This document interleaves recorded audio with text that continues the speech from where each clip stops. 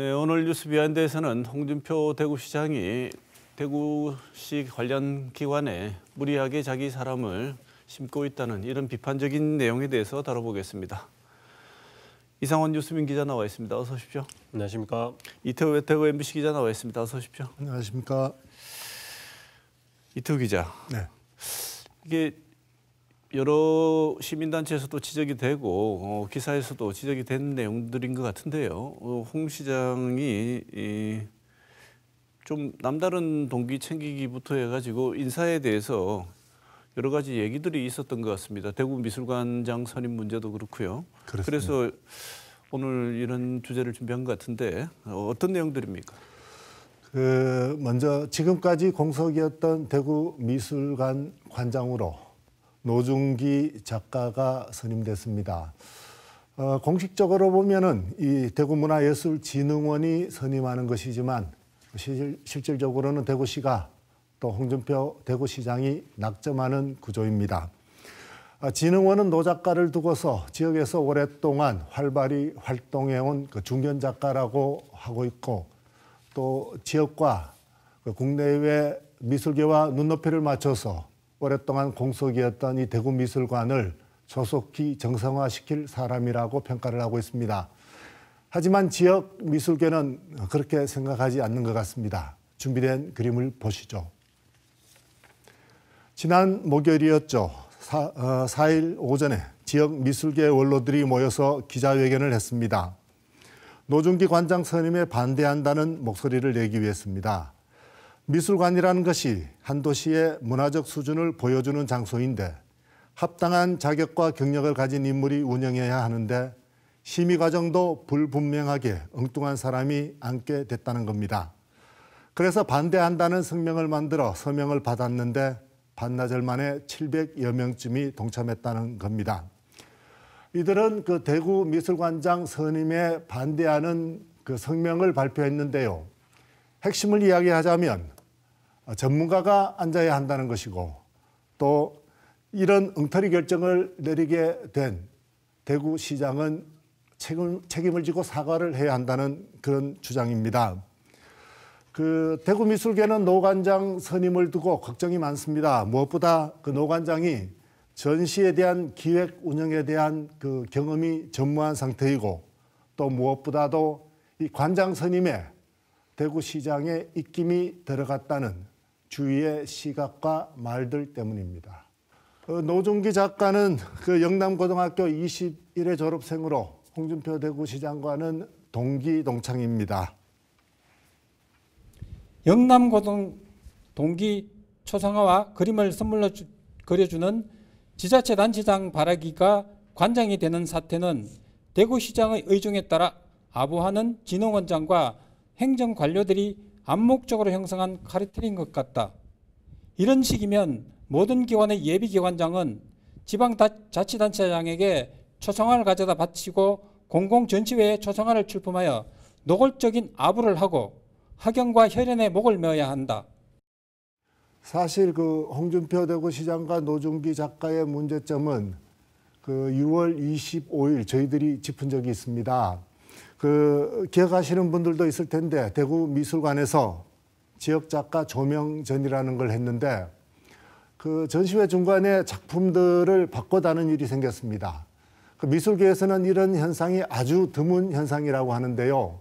그 바꿔서 단 그 미술품이 노중기 작가가 그린 홍준표 대구시장의 초상화입니다. 제가 그 미술관에 가서 직접 그 그림을 봤는데요. 주변에 있는 그림들과 정말 어울리지 않는 이게 무슨 생뚱맞은 일인가 하는 생각이 들 정도였습니다. 문제가 된 그 홍준표 시장의 초상화는 지난해 초 노 작가가 그려서 홍 시장에게 선물로 준 것인데 그걸 대구시청에 걸어뒀다가 그 지역작가 조명전을 할 때 대구 미술관에 걸게 됐다는 것입니다. 지금 그 그림은 다시 대구시청에 그 대구시장이 외부인들을 만나는 그 접견실에 걸어뒀다고 합니다. 네, 예술인들이 성명서를 내고 하는 이런 내용들을 보면 자존심에 상처를 입은 것처럼 보이는데요. 기관장 후보자가 보통 권력자하고 친분 관계 혹은 학연 관계가 있다고 한다면 오히려 더 적임자인지 살펴보지 않습니까? 남들이 여기에 주목할 가능성이 크기 때문에. 이상훈 기자. 그래서 더 주춤하게 될 것도 같고 완전 그런 연이 있음에도 불구하고 적임자일 때만 보통 진행을 할 것 같은데 홍준표 시장 2022년 7월 취임할 때 취임식에서 본인이 스스로 밝히기를 혈연, 학연, 지연을 떠나서 검증된 인사들을 모시겠다, 인재를 모시겠다 이런 약속을 했지 않습니까? 네, 맞습니다. 지난 2022년 7월 1일에 대구시장 취임식에서 홍준표 시장은 혈연과 학연, 지연에서 벗어난 능력이 검증된 유능한 인재를 모시겠다라고 분명하게 선언을 했습니다. 그것이 대구의 대전환과 부흥을 위한 변화와 혁신의 일환이다라고도 강조했는데요. 취임식 영상을 한번 보시겠습니다. 대구의 대전환과 부흥을 위해서는 우리 모두의 변화와 혁신이 필요합니다. 오랫동안 대구를 지배했던 수구적 영고주의와 타성에서 벗어나 더 개방되고 자유로운 자세가 중요합니다. 우선 널리 인재를 구하겠습니다. 혈연과 학연, 지연에서 벗어나서 능력이 검증된 유능한 인재를 모시겠습니다.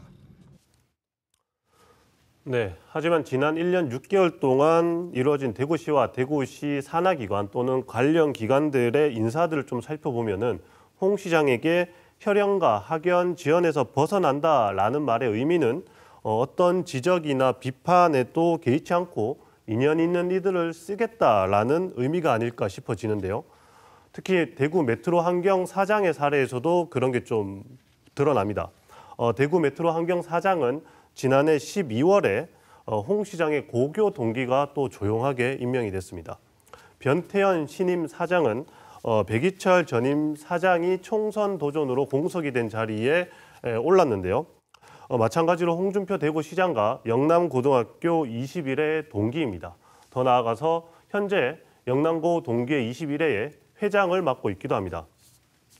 변 사장이 대구 메트로 환경과 관련된 일을 지금까지 해왔다면은 전문성이라도 인정을 해줄 수 있을 것 같은데 변 신임 사장은 1976년에 사서 공무원으로 공직에 입문한 이후에 쭉 사서 공무원으로 일을 하다가 퇴직을 했고요.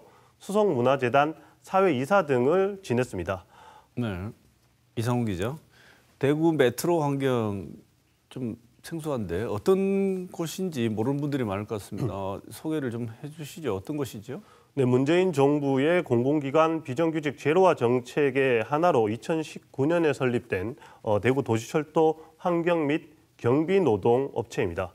대구교통공사의 자회사로 2020년 1월에 공직 유관단체로 등록이 됐고요. 공직자윤리법에 적용을 받고 있습니다. 사장의 임명권자는 대구교통공사 사장이지만 설립 이후 초대 대표부터 현재까지 대구시장의 측근이 낙하산으로 내려가는 곳이다라는 인식이 파다한 곳입니다. 초대 김태한 사장의 경우에는 권영진 전 시장의 비서실장을 지낸 이후에 바로 사장으로 직행을 했고요. 후임인 백이철 사장도 홍 시장과 친밀한 관계로 알려진 측근으로 분류가 됩니다. 그 후임으로 홍 시장과의 친밀함이 더 짙어지는 고교 동기생이 이렇게 임명이 된 셈인데요. 삶의 대부분을 도서관 사서로 일해온 이가 도시철도 환경이나 경비 업무에 대해 어떤 검증된 능력이 있는지 알 수가 없습니다. 네.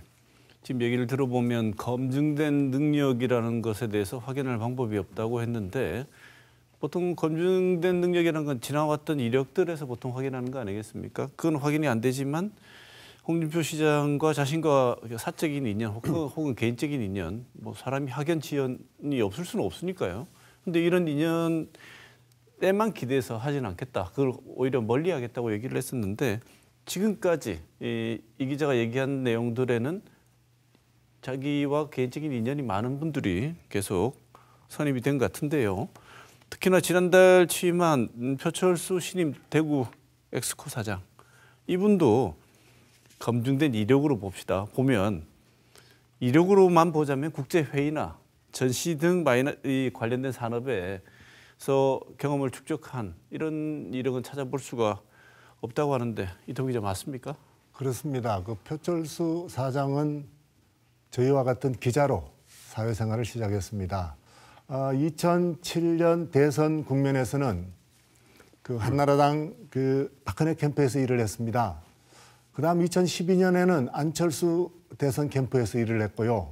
지난 대선에서는 그 홍준표 후보 쪽에서 일을 하다가 그 주로 방송 토론 관련 일을 했습니다. 대선 국면이 끝난 뒤에는 그 경기도 정무부지사로 일을 하거나 아니면 방송통신위원회 상임위원을 했습니다. 그리고 이번에 대구 엑스코 사장으로 오게 됐습니다. 지금까지 말씀드린 이런 일관성이 없는 경력은 어떤 전문성을 살렸다고 보기 어려운 대목입니다. 네, 홍준표 대구시장은 국민의힘 대선 후보 경선 캠프에서 일한 박창달 전 국회의원도 한국안광학 산업진흥원장으로 삼으려다가 불발이 되기도 했습니다. 박 전 의원은 정당 당직자부터 국회의원까지 평생을 정치인으로 살아온 인물인데요. 국민의힘 대선 후보 경선에서 홍 시장을 지원을 하다가 윤석열 대통령이 당 후보로 결정이 되자 더불어민주당에 입당을 해 이재명 후보를 돕고 나서기도 했습니다. 당연히 안광학진흥원과의 업무 관련된 접점은 찾아볼 수가 없는데요. 대구시의 입김이 크게 작용이 되도록 구성이 된 추천위원회에서 지난해 6월 최종 원장 후보군으로 추천됐다가 불발이 됐습니다. 이 사건 이후에 진흥원은 대구시의 입김을 최소화할 수 있도록 추천위원회의 구성을 변경하기도 했습니다. 흥미롭게도 지금 언급된 분들의 특징은 기용되거나 기용되려던 역할의 전문성에 의문이 제기된다는 점과 함께 1년을 넘긴 고령이라는 점도 확인이 됩니다. 노중기 신임 관장은 1953년생으로 70이고요. 변태현 사장은 1952년생, 표철수 대표 1950년생, 박창달 전 의원 1946년생입니다. 네.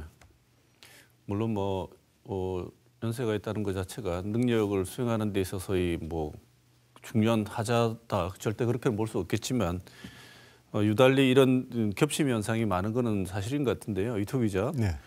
대구시 법률 고문 현황도 나름 이 비슷한 지금 우리가 짚고 있는 추세와 비슷한 현상을 보인다고 하는데 지난 2월자 공개된 대구시 법률 고문 현황 보면 고문 변호사 바뀌고 7명이던 숫자가 9명까지 늘어났다면서요? 네, 많이 늘었죠. 그런데 이들 가운데 그 2명이 서울에 있는 이우승, 남윤중 변호사입니다. 그 대구시의 법률 고문 현황을 보면은 지난 6년 동안에 적을 서울에 둔 변호사는 방금 말씀드린 이 2명뿐입니다. 이 가운데 이우승 변호사는 고려대 법대 출신이고 사법연수원 14기입니다. 홍준표 대구시장이 고려대 출신이고 사법연수원 14기이니까 대학 동문 그리고 연수원 동기가 되는 겁니다. 그 이우승 변호사는 2015년 홍 시장이 그 성완종 리스트 파문으로 꽤 위기에 몰렸을 때 변론을 맡았던 사람이고요. 홍 시장이 자유한국당 대표로 있을 때는 당혁신위원 그리고 지방선거 공천관리위원 등으로 기용이 됐던 적이 있습니다. 네. 홍준표 시장이 어쨌든 정치인이고 정치인들이 한번 인연을 맺었던 참모와 길을 쭉 같이 하는 것 자체에 대해서 우리가 어떻게 보면 일정 부분 수용할 수밖에 없는 상황이기도 합니다만 이런 전체적인 어떤 다른 영역에서도 연결이 되니까 또 이 부분이 더 드러나는 것 같긴 한데요. 경남도지사 시절 일을 했던 사람들, 이 사람들이 적지 않은 자리에 이토 기자 중용되고 있다는데 그런가요? 대표적인 사람을 꼽으라면 바로 정장수 씨입니다. 지금은 정장수 경제부시장이 됐습니다. 그 홍준표 대구시장의 최측근이라고 했습니다. 보통 우리가 그 오른팔이라는 이런 표현도 쓰죠. 정장수 부시장도 스스로를 그 홍준표 대구시장의 최측근이라고 여기고 있습니다. 화면을 한번 보시죠. 그는 스스로가 일을 하면서 아는 모든 것은 1에서 100까지 홍준표 시장에게 배웠다라고 말할 만큼 홍준표 시장과 밀접한 사이입니다. 홍 시장이 첫 경남도지사를 할 때 공보보좌관으로 기용이 돼서 홍 시장 곁을 지키고 있습니다. 홍 시장이 선거를 통해서 대구시장이 됐을 때는 시정 혁신특보를 했었고요. 그리고 지난해 11월 드디어 경제부시장이 됐습니다. 네, 또 어공이라고 부르죠. 어쩌다 공무원으로만 채워진 서울 본부에도 경남도지사나 국회의원 시절 인연을 맺은 이들이 자리를 하고 있습니다. 대표적인 인물이 김윤환 본부장인데요. 김 본부장은 홍 시장이 국회의원이던 시절에 비서관을 지냈던 인물입니다. 본부장 외에도 경남도지사 시절부터 차량 운행을 했던 인물이나 국회의원 시절 비서로 근무했던 인물까지 홍 시장과 인연이 오래된 이들로 서울 본부는 채워져 있습니다. 또 지난해 8월엔 홍 시장이 경남도지사 시절에 경상남도의 법무담당관으로 일했던 인물이 대구시의 새 법무담당관으로 임용이 됐고요. 9월에는 검단산업단지관리공단 전무이사로 경남 양산시의원을 지냈던 이장호 씨가 선임되면서 뒷말이 나오기도 했습니다. 지역과 전혀 연고가 없는 인물이기도 하고 공단 이사회는 전임 전무를 연임시키려고 했지만 대구시가 승인해 주지 않는 과정을 거치기도 했기 때문입니다. 네. 지금까지 두 기자가 정리하고 보도한 내용들을 보면 이 정도 상황이 되면 지역 시민단체에서 문제 제기를 했을 것 같은데 그냥 지나갈 상황은 아닌 것 같다는 생각이 드는데 이상훈 기자 어떻습니까? 네, 여러 시민단체가 문제 제기를 했는데요. 그중에서 대구경실련의 지적을 한번 살펴보면 대구경실련은 대구미술관 선임 임명을 취소하라라는 성명서를 내면서 이런 문제를 조목조목 따졌습니다. 성명서에서 대구경실련은 홍 시장은 취임 후 자신과 대구시정에 대한 비판을 기득권 카르텔의 시정개혁 방해로 비난하고 개는 짖어도 기차는 간다는 식으로 대구시정을 운영했다. 그러면서 홍 시장 기준에 따르면 노 관장 등 홍 시장 취임 후 직간접적 영향력으로 기용된 인사는 모두 널리 구한 능력이 검증된 유능한 인재인 것이라면서 능력이 검증된 유능한 인재가 아니라면 시민을 기만한 것이라고 날선 비판을 했습니다. 네.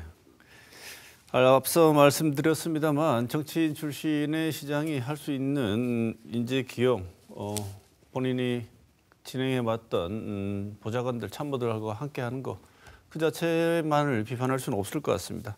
하지만 두 분이 취재한 내용을 보면 대구시장이 가지고 있는 막강한 권한, 권력이 있습니다.